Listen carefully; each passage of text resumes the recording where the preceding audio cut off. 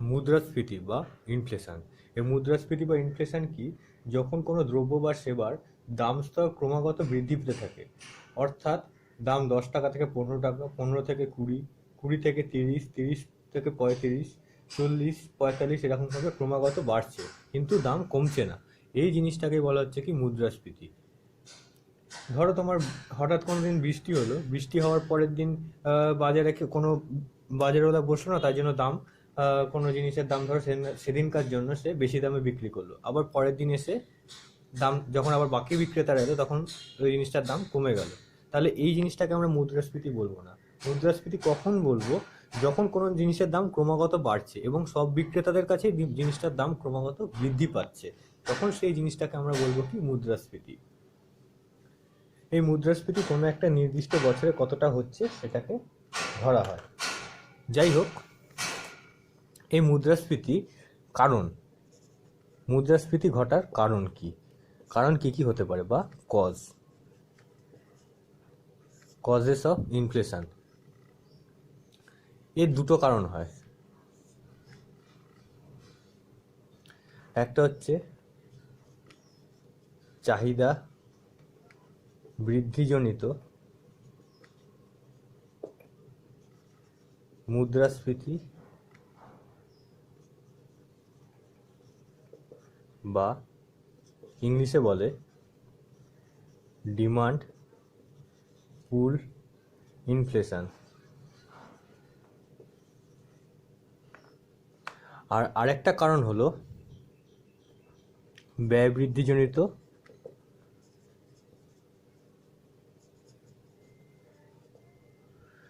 বৃদ্ধিজনিত মুদ্রাস্ফীতি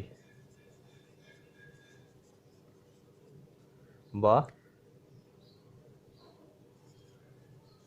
cost push inflation.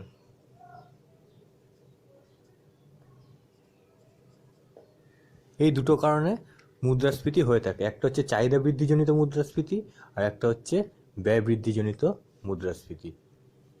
এবারে আমরা ফার্স্টে এই চাহিদা বৃদ্ধিজনিত মুদ্রাস্ফীতিটা সম্পর্কে আলোচনা করব। এই জিনিসটা কি?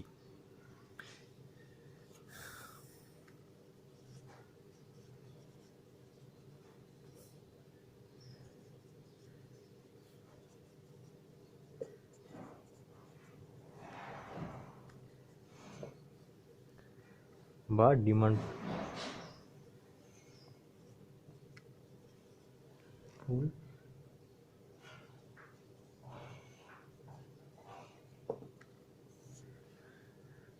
পুল ইনফ্লেশন।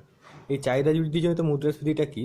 ধরো যখন মানুষের হাতে টাকার পরিমাণ বৃদ্ধি পায়, এই টাকার পরিমাণ বৃদ্ধি পায় কীভাবে? হয় নতুন চাকরি হচ্ছে, বা ধরো নতুন কোনো ইন্ডাস্ট্রি হচ্ছে, বা ধরো সরকার বেশি করে খরচা করছে, বা ধরো কী হতে পারে ব্যাংকের থেকে সহজে লোন পাওয়া যাচ্ছে কম ইন্টারেস্টে, তখন কী হয় মানুষের হাতে টাকা বৃদ্ধি পায়।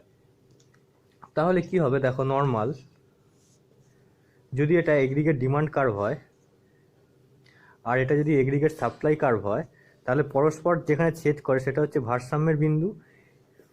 এখানে যদি প্রাইস আর এখানে কিউ মাপা হলো, তাহলে এই ভারসাম্য বিন্দু অনুসারে ভারসাম্য দাম হলো P1 আর ভারসাম্য চাহিদা হলো Q1।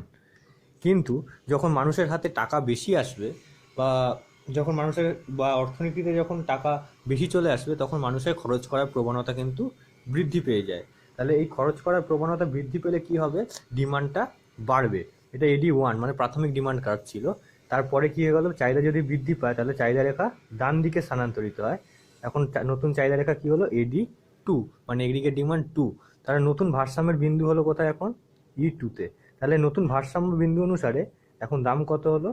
P2। সুতরাং দামটা কি হয়ে গেল? বৃদ্ধি পেল, ফলে মুদ্রাস্ফীতি ঘটলো। আমাদের ডিমান্ড বাড়লেও সচরাচর কিন্তু জিনিসের সাপ্লাইটা কিন্তু বাড়ে না, কারণ আমাদের জমিটা স্থির থাকে বা উৎপাদনের উপকরণগুলো স্থির, তাই উৎপাদন সেভাবে বৃদ্ধি পায় না, কিন্তু চাহিদা বৃদ্ধি পায়। এবার এই চাহিদা বৃদ্ধি পেলে কি হয় না, ডিমান্ড কার্ভ ডান দিকে স্থানান্তরিত হয়, ফলে কি হয়?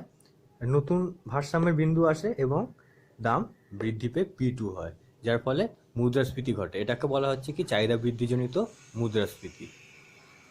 এবার এই চাহিদা বৃদ্ধিজনিত মুদ্রাস্ফীতি হওয়ার কিছু কিছু কারণ হতে পারে, মানে কেন এই ডিমান্ড কার্ভটা ডান দিকে সরলো বা ডিমান্ডটা বেড়ে গেল, এর বিভিন্ন রিজন হতে পারে। সেই রিজনগুলো এবার বলছি। এই চাহিদা বৃদ্ধিজনিত মুদ্রাস্ফীতির কারণ কি কি হতে পারে সেগুলো দেখো, একটা একটা করে লিখছি আমি। 1 নম্বর হতে পারে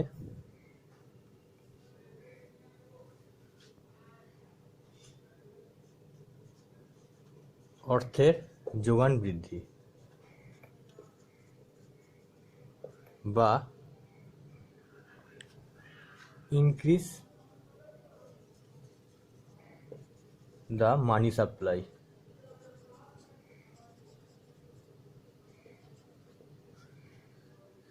যদি অর্থের যোগান বৃদ্ধি পায়, মানে নতুন নোট ছাপানো হয়, সরকার যখন তোমার নতুন নোট অধিক পরিমাণে ছাপায় তখন কি হয়, অর্থনীতিতে টাকার যোগান বৃদ্ধি পায়।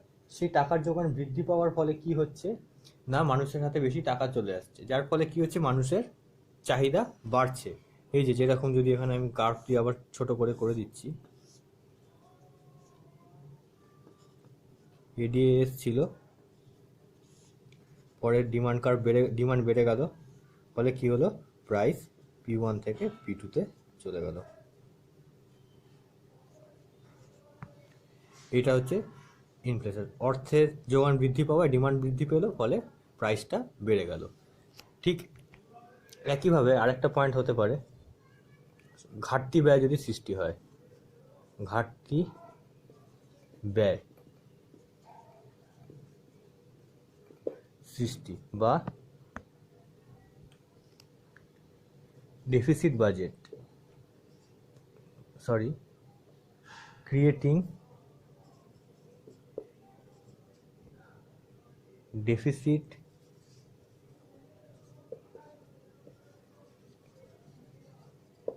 বাজেট। এই ডেফিসিট বাজেটটা কি, সরকারের যে বছরে যে আয় হয় বিভিন্ন রাজস্ব থেকে, যেরকম কি ট্যাক্স, বিভিন্ন ফাইন বা বিভিন্ন সার্ভিস প্রোভাইড করে যে সরকারের যে আয় হয়, সেই আয়ের ভিত্তিতে সরকার কিন্তু বিভিন্ন খরচা করে। এরকম রেলপথ তৈরি, ইলেকট্রিসিটি তৈরি, বিভিন্ন ব্রিজ তৈরি, রাস্তা তৈরি ইত্যাদি ইত্যাদিতে সরকার খরচ করে। এই সরকারের আয়ের তুলনায় যদি সরকারের ব্যয়টা বেশি হয়ে যায়, তখন কি হয় না, ঘাটতি বাজেটের সৃষ্টি হয়। এই ঘাটতি বাজেট মেটানোর জন্য সরকার কি করে না, অধিক ঋণ গ্রহণ করে বা নতুন নোট ছাপায়। ফলে কি হয়, অর্থনীতিতে আগে যে টাকা ছিল সেটা তো আছেই, এই অধিক ঋণ নেওয়ার ফলে আবার অর্থনীতিতে আরও টাকা যোগান বাড়ে, যার ফলে কি হয়, মানুষের হাতে টাকার পরিমাণও বৃদ্ধি পায় এবং দামটা বৃদ্ধি পায় এবং মুদ্রাস্ফীতি ঘটে। তারপরে কি হতে পারে, সরকারি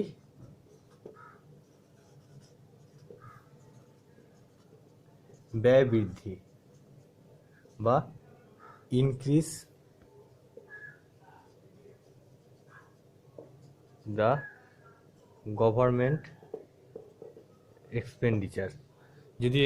যদি গভর্নমেন্ট বাড়ায়, তাহলে কি হয়, নতুন কর্মসংস্থানের সৃষ্টি হয় বা বিভিন্ন লোক কাজ করে বা বিভিন্ন কোম্পানিগুলো আরও মুনাফা লাভ করে, যার ফলে কি হয়, দেশে অর্থের পরিমাণ বৃদ্ধি পায় এবং ঠিক একইভাবে আগেরগুলোর মতনই ডিমান্ডটাও বৃদ্ধি পাচ্ছে এবং মুদ্রাস্ফীতি ঘটছে। এরপর হচ্ছে কর্মসংস্থানের বৃদ্ধি বা ইনক্রিজ দ্য এমপ্লয়মেন্ট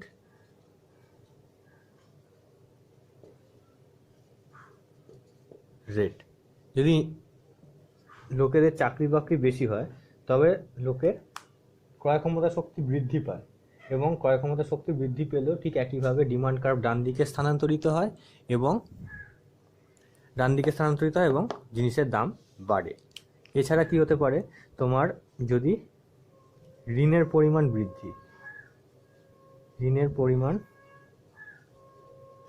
বৃদ্ধি বা ইনক্রিজ দ্য লোন। যদি তোমার সরকারের ঋণের পরিমাণ বৃদ্ধি পায়, সেই ঋণ মেটানোর জন্য সরকার কিন্তু নতুন নোট ছাপায়, বা যদি মানুষদেরকে কোনো ব্যাংক বেশি করে ঋণ দেয়, তাহলে কিন্তু অর্থনীতিতে একইভাবেই টাকার পরিমাণ বৃদ্ধি পায়। ফলে কি হয়, এই ডিমান্ডটা বৃদ্ধি পায় এবং মুদ্রাস্ফীতি ঘটে। এইগুলো হচ্ছে চাহিদাজনিত মুদ্রাস্ফীতির কিছু কিছু কারণ। বা এরপর হচ্ছে ব্যয় বৃদ্ধিজনিত মুদ্রাস্ফীতি বা কস্ট পুশ ইনফ্লেশন কী জিনিস বা এর কারণগুলো কী কী সেগুলো আলোচনা করব। দেখো, ব্যয় বৃদ্ধিজনিত মুদ্রাস্ফীতি কি? যখন কাঁচামালের দাম বৃদ্ধি পায়, কাঁচামালের দাম বা উৎপাদনের উপকরণের দাম যখন বৃদ্ধি পায় কোনো কোম্পানির, তখন যে বাড়তি খরচ দিতে হয়, তখন তার ফলে কি হয় না, কোম্পানি তাদের যোগানটাকে কমিয়ে আনে। কারণ তাদের হাতে ধরো যদি 100 টাকা থাকে, আগে ধরো তোমার যে খরচাটা হতো 40 টাকা প্লাস 60 টাকা, সেই খরচাটাই ধরো এখন হচ্ছে 50 টাকা প্লাস 60 টাকা, মানে 110 টাকা। কিন্তু তার হাতে যদি 100 টাকা না থাকে, তাহলে কি করে সে 110 টাকা বেয়ার করবে? তখন তাকে কি করতে হবে না, কিছু পরিমাণ কম কাঁচামাল কিনতে হবে বা শ্রমিকদেরকে কম পরিমাণ মাইনে দিতে হবে। স্বাভাবিকভাবে কম পরিমাণ কাঁচামাল কিনলে বা শ্রমিকদের কম পরিমাণ মাইনা দিলে শ্রমিকরা কি করবে, উৎপাদন কমিয়ে দেবে। ফলে কি হবে না, যোগান হ্রাস পায়, এবং যোগান হ্রাস পাওয়ার ফলেও কিন্তু মুদ্রাস্ফীতি ঘটবে। সেটা কি করে হচ্ছে দেখো,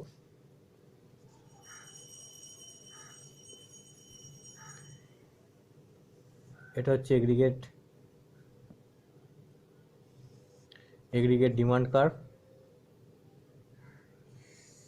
এগ্রিগেট সাপ্লাই কার্ভ। এখানে প্রাইস কোয়ান্টিটি ভারসাম্য দাম অনুসারে প্রাইস প্রথমে P1 এবং সাপ্লাই বা ডিমান্ড Q1। কিন্তু এবারে দেখা গেল কি, দ্রব্যের দাম বৃদ্ধি পেয়েছে। এই দ্রব্যের দাম বৃদ্ধি পাওয়াতে কি হচ্ছে না, মানে কাঁচামালের দাম আর কি, কাঁচামালের দাম যদি বৃদ্ধি পায়, তবে সেক্ষেত্রে কি হচ্ছে, সাপ্লাই কিন্তু হ্রাস পাবে। সাপ্লাই যদি হ্রাস পায়, তাহলে সেই সাপ্লাই কার্ভ মানে এই এস রেখাটা বাঁদিকে স্থানান্তরিত হবে। দেখো, দামটা কিন্তু বেড়ে গেল, ফলে মুদ্রাস্ফীতি ঘটলো। এটাই হচ্ছে তোমার ব্যয় বৃদ্ধিজনিত মুদ্রাস্ফীতি ধারণা। এই ব্যয় বৃদ্ধিজনিত মুদ্রাস্ফীতি এবার কি বিভিন্ন কারণে হতে পারে, যেরকম কি 1 নম্বর, ইনক্রিজ দ্য ওয়েজ রেট বা শ্রমিকের মজুরি বৃদ্ধি। এই শ্রমিকের যদি মজুরি বৃদ্ধি পায়, তাহলে কি হবে, যে কোনো কোম্পানির উৎপাদন ব্যয় কিন্তু বৃদ্ধি পাবে। যেহেতু আমাকে এখানে স্থির রাখতে হবে কি, যে শ্রমিকের উৎপাদন ব্যয় বা উৎপাদকের হাতে একটি স্থির পরিমাণ টাকাই রয়েছে। সুতরাং যদি শ্রমিকের মজুরি বৃদ্ধি পায়, তাহলে সেক্ষেত্রে সে কিন্তু কম পরিমাণ কাঁচামাল কিনতে পারবে। ফলে কি হবে, উৎপাদন হ্রাস পাবে এবং যোগানও কিছুটা হ্রাস পেয়ে যাবে, ফলে মুদ্রাস্ফীতি ঘটবে।